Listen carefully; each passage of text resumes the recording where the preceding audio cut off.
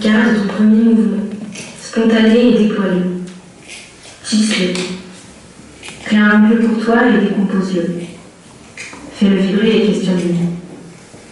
Un bon mouvement se doit d'être désobéissant, et même de s'étaler dans ce qui lui paraît être sa propre subversion. Un mouvement doit rester cryptique, rester dans sa crypte gestique. Et il doit épouser les contours du lieu qui l'accueille, faire transpirer les murs à sa place. Il doit brûler le parquet contre lequel il tente de s'écraser. Il doit lutter contre le vide qui l'absorbe, et tout le corps avec. Et tu sais que tout s'arrête toujours quand tu es assis sur le plateau. Les tribulations internes, les tremblements et les borborigmes. Tout devient silencieux, au profit du mouvement déployé. Le stress se déloge ou reste en coulisses, si coulisses il y a. Sinon, il rentre dans les trous de nez d'un spectateur. Et tu sais que les poussières s'acheminent dans tes pores, que tes rétines ne prennent plus le relais. Tu sais qu'à l'intérieur, les organes sont en suspension. Non en attente, mais en situation de veille, prêts à s'annihiler, eux aussi au profit du mouvement déployé, prêts à l'accompagner, ou lui donner plus de consistance. Le corps, ainsi animé, va construire son schéma, ainsi que son propre dédale dont il ne pourra sortir. Et le corps semble changer d'état, acquérir de nouvelles fonctions, et avec le mouvement s'étaler. Cependant, tu sens cette douleur récurrente remonter dans ton épaule et y tracer une fine ligne, comme si à son tour, elle souhaitait investir le plateau et y marquer un parcours d'une poussière à une autre. Ces poussières, d'ailleurs, sont des désagrégations des corps qui ont précédé, et avec eux, les étapes suivantes, physiques. Le corps est une digression permanente, monologue du stéthoscope. Ma froideur indélicate repousse encore la chair, qui se reprend alors, revient se blottir. Que vais-je entendre? Que veux-je entendre?